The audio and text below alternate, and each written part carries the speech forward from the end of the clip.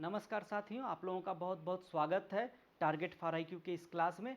आज हम बात करेंगे बैक्टीरिया और वायरस क्या होते हैं और इनके बीच में डिफरेंस क्या होता है, इसके बारे में थोड़ा सा हम जानने का प्रयास करेंगे। डिफरेंस के बारे में अक्सर पूछा जाता है, दोनों के बारे में दोनों में डिफरेंस क्या है, इन्हीं के बारे में अक्सर पूछा जाता है।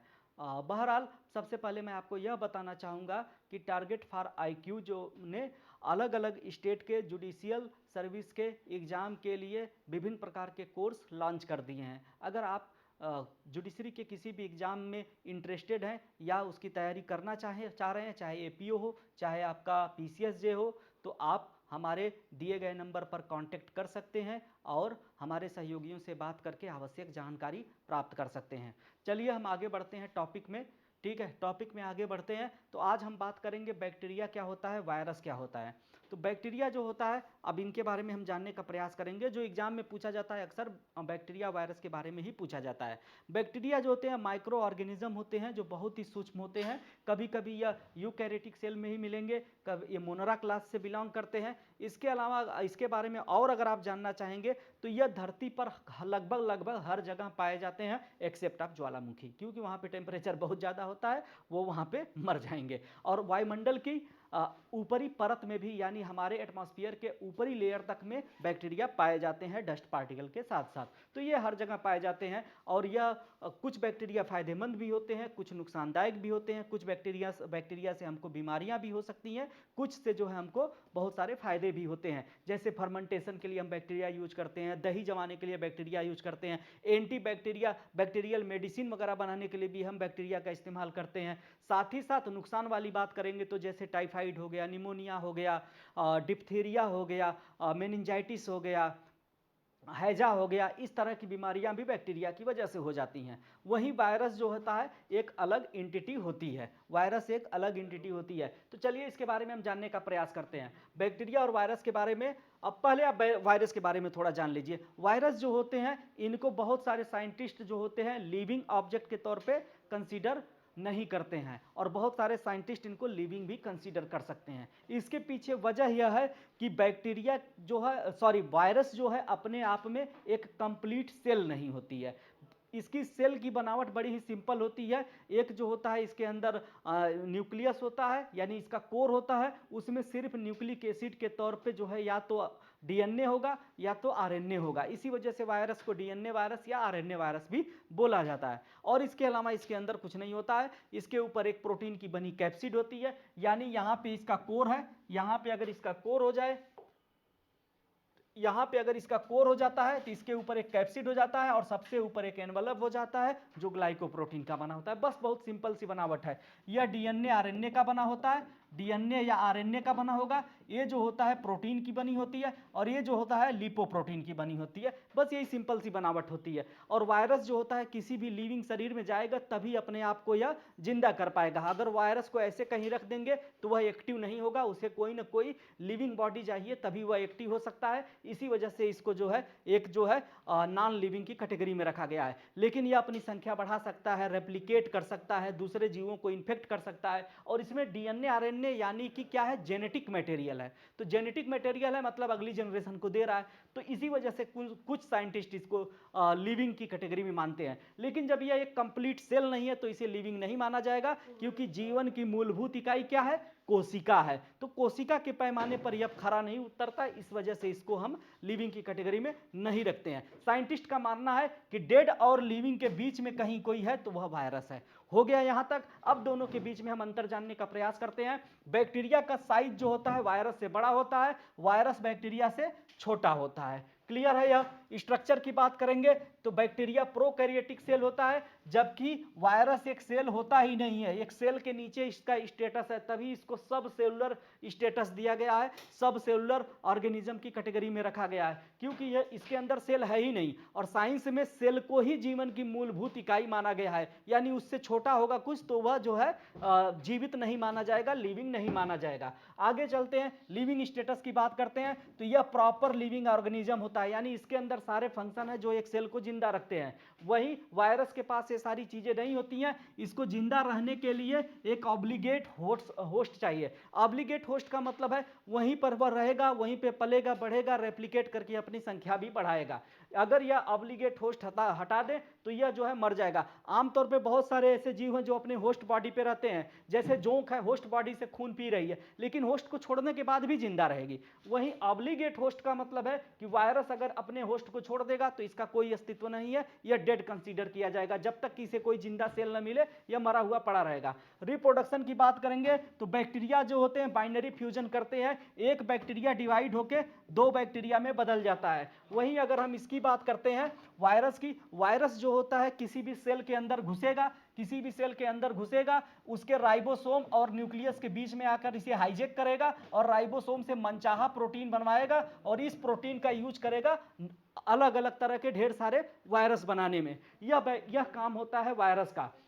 यहीं पे अगर हम देखें कहां पाया जाता है तो बैक्टीरिया हमेशा कहां पाया जाएगा, बैक्टीरिया हमेशा पाया जाता है किसी भी लिविंग के इन्वायरमेंट में भी पाया जाएगा, उसके शरीर पे भी पाया जाएगा, यहाँ तक कि उसके सेल के अंदर भी पहुंच जाएगा, उसे इन्फेक्ट भी करेगा। तो यह हर जगह पाया जाएगा। वहीं अगर हम बात करते हैं वायरस की तो वायरस हमेशा एक लिविंग सेल के अंदर ही पाया जाएगा। बैक्टीरिया से होने वाली डिजीज की अगर हम बात करते हैं तो टीबी हो गया, न्यूमोनिया हो गया, प्लेग हो गया, टाइफाइड हो गया, ऐसे बहुत सारी बीमारियां हैं जो बैक्टीरिया से होती हैं। वहीं वायरस से होने वाली डिजीज के बारे में देखेंगे तो सार्स हो गया, कोरोना हो गया, एड्स हो गया, रेबीज हो गया, पोलियो हो गया, चेचक हो गया, चिकन पॉक्स हो गया, ये सब सारे के सारे क्या है, ये सब के सब जो है वायरस से होने वाली डिजीजेज हैं, बीमारियां हैं। इनसे बचने के लिए मेडिकेशन क्या होना चाहिए, क्या किया जाए कि इनसे हम बचें। अगर इनसे हम बचने की बात करते हैं तो एंटीबायोटिक मेडिसिन ले लिया जाए तो हमें बैक्टीरिया से होने वाली बीमारियों का इलाज मिल जाए। यानी अगर किसी को बैक्टीरियल इन्फेक्शन है तो उसे एंटीबायोटिक दवाएं दी जाएंगी, उसके शरीर पर जो बैक्टीरिया का इन्फेक्शन है वह धीरे धीरे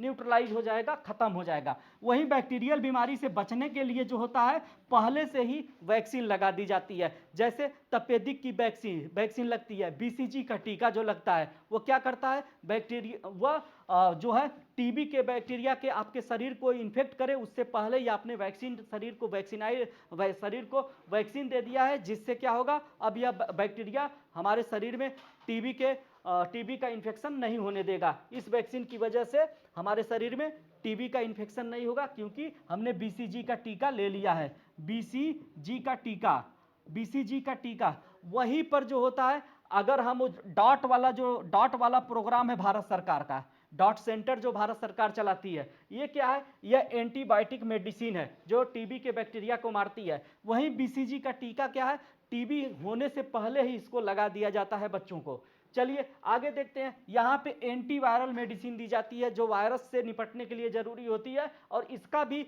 वायरस से होने वाली बीमारी से बचने के लिए हम पहले वैक्सीन लगा देते हैं। चलिए अब अगले टॉपिक में अब देखते हैं कि एंटीबायोटिक और वैक्सीन में क्या अंतर होता है। वैक्सीन क्या होता है समझने का प्रयास करिए। यह एक ह्यूमन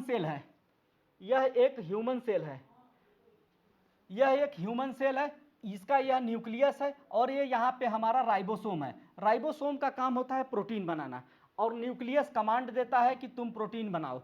मान लेते हैं हमारे कोशिका के अंदर कोई बैक्टीरिया या कोई पैथोजन या कोई वायरस घुस गया है, मान लेते हैं कोई वायरस घुसा है या कोई पैथोजन या बैक्टीरिया ही घुसा है। हमारा न्यूक्लियस इसको पहचानेगा, जब हमारा इसको आइडेंटिफाई करेगा, हमारा इम्यून सिस्टम जो शरीर का है यह जान जाएगा, प्रतिरक्षा प्रणाली जान जाएगी कि ये किस तरह का वायरस है, इसके ऊपर कौन सा एंटीजन है और इसको नष्ट करने के लिए किस तरह का एंटीबॉडी बनाना है। अब हमारा शरीर यह जान चुका है कि इसको नष्ट करने के लिए कुछ खास तरह का XYZ टाइप का एंटीबॉडी बनाना है। अब न्यूक्लियस कमांड दे देगा किसको, राइबोसोम को कमांड दे देगा कि XYZ टाइप का तुम्हें प्रोटीन बनाना है, जिससे XYZ टाइप, अब तुम्हें ऐसा प्रोटीन बनाना है जिससे XYZ टाइप का हमको एक एंटीबॉडी बनेगा। अब राइबोसोम ने कमांड ली और तुरंत इस तरह का प्रोटीन बनाया और सेल के अंदर एंटीबॉडी बना और इसको न्यूट्रलाइज कर दिया गया। लेकिन कभी कभी होता क्या है कि यह अपना प्रोटीन बनाए उसके पहले ही ये अपनी संख्या इतना बढ़ा लेता है कि इस पूरे सेल को हाईजैक करके नष्ट कर देगा। तो यह जो है कंडीशन खराब होती है। तो साइंटिस्ट लोगों ने कहा एक काम करो, हम कुछ ऐसा कर रहे हैं, वैक्सीन बनाते हैं। वैक्सीन का कोर कॉन्सेप्ट ये है कि जो वायरस घुस के पूरे सेल को हाईजैक कर रहा है, उसी वायरस को पकड़ो और उसको इतना कमजोर कर दो, इतना कमजोर कर दो, चाहे रेडिएशन थेरेपी के जरिए, चाहे रेडिएशन के जरिए, चाहे अल्ट्रावायलेट रेज के जरिए, चाहे हीट के जरिए, उसको ऐसे ट्रीट कर दो कि फिर वह अपनी संख्या सेल के अंदर जाके न बढ़ा पाए। अब क्या होगा, जब यह सेल के अंदर आएगा, अब इसके अंदर इतना दम नहीं है कि अपनी संख्या बढ़ाए, और जब यह सेल इस सेल के अंदर आया, हमारा इम्यून सिस्टम इसको बहुत आसानी से आइडेंटिफाई कर लेगा, यह अब संख्या बढ़ा ही नहीं सकता। लेकिन हमारा जब इम्यून सिस्टम इसको आइडेंटिफाई कर लेगा तो इसके खिलाफ एंटीबॉडी बन जाएगी। अब शरीर इसको याद कर लेगा कि यह वायरस आया था, यह बैक्टीरिया आया था, तो इस तरह का हमको एंटीबॉडी बनाना था। ठीक है, यह हो गया क्लियर। इस कॉन्सेप्ट पे वैक्सीन काम करती है। वैक्सीन का मेन मतलब यही होता है कि शरीर के अंदर जिस बीमारी का वैक्सीन आप बना रहे हैं, उसी बीमारी के कारण, उसी बीमारी का जो पैथोजन होता है, उसी बीमारी का जो मूल कारण जो वायरस होता है, उसी वायरस को न्यूट्रलाइज करके, उसी वायरस के किसी पार्ट को, उसी वायरस के किसी हिस्से को शरीर के अंदर डाला जाएगा। अब वह वायरस अपनी संख्या नहीं बढ़ा पाएगा और शरीर उस वायरस के खिलाफ बहुत आराम से पहचान कर उसके खिलाफ एंटीबॉडी बनाना सीख लेगा। यह शरीर की एक ट्रेनिंग होती है बेसिकली।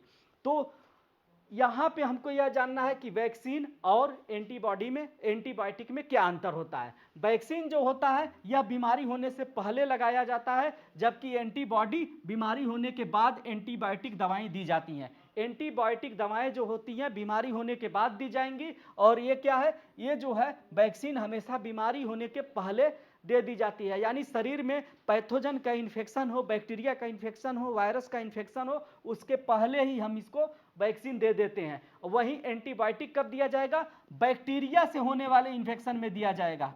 याद रखिए, बैक्टीरिया से होने वाले इन्फेक्शन में एंटीबायोटिक दिया जाएगा। वायरस से होने वाले इन्फेक्शन में यह दवा काम नहीं आएगी, क्योंकि यह बैक्टीरिया के खिलाफ काम करेगी, वायरस के खिलाफ काम नहीं करेगी। वहीं पे अगर हम बात करते हैं इसके इफेक्ट की, जब हम वैक्सीन किसी को दे देते हैं तो यह हमारे इम्यून सिस्टम को स्टिमुलेट कर देता है कि तुम एंटीबॉडी बनाओ। यानी एक तरह से जब किसी को आपने वैक्सीन दिया तो वैक्सीन के अंदर जो पैथोजन होते हैं वो शरीर के इम्यून सिस्टम को स्टिमुलेट करते हैं, प्रेरित करते हैं कि उस पैथोजन के खिलाफ तुम जो है एंटीबॉडी बनाओ और इस पैथोजन को नष्ट करो। वहीं एंटीबायोटिक दवाएं क्या करती हैं, यह बैक्टीरिया को सीधे किल करेंगी या उसके असर को या उसके ग्रोथ को मिनिमाइज कर देती हैं।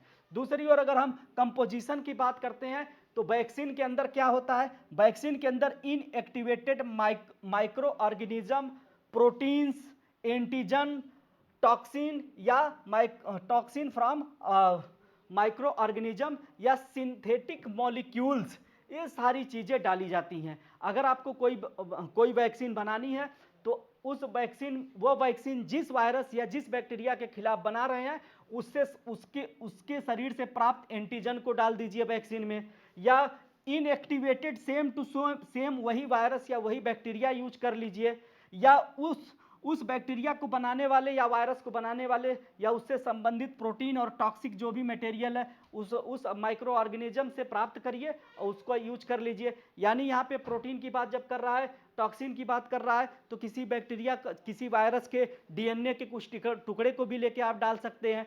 तो ये सारी चीज़ें की जाती है। कुछ आर्टिफिशियल सिंथेटिक मॉलिक्यूल्स भी डाले जाते हैं जिससे बीमारी के खिलाफ लड़ने के लिए शरीर अपना एंटीबॉडी बना ले। वहीं एंटीबायोटिक के तौर पे माइक्रोब्स यूज किए जाते हैं, कुछ बैक्टीरिया, कुछ फंगाई, कुछ सॉयल माइक्रो ऑर्गेनिज्म इस्तेमाल किए जाते हैं। इन सब का इस्तेमाल करके भी हम एंटीबायोटिक बनाते हैं। जैसे दुनिया की जो सबसे पहली एंटीबायोटिक दवाई बनाई थी अलेक्जेंडर फ्लेमिंग ने घाव से लड़ने के लिए, उसमें उन्होंने फंगाई का इस्तेमाल किया था। आगे देखते हैं कब यूज करते हैं, यह बिफोर इन्फेक्शन यूज किया जाता है।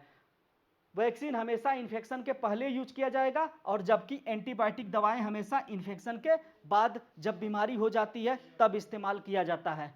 चलिए आज के लिए इतना काफ़ी होगा, मिलते हैं किसी अन्य वीडियो में। आज के लिए धन्यवाद।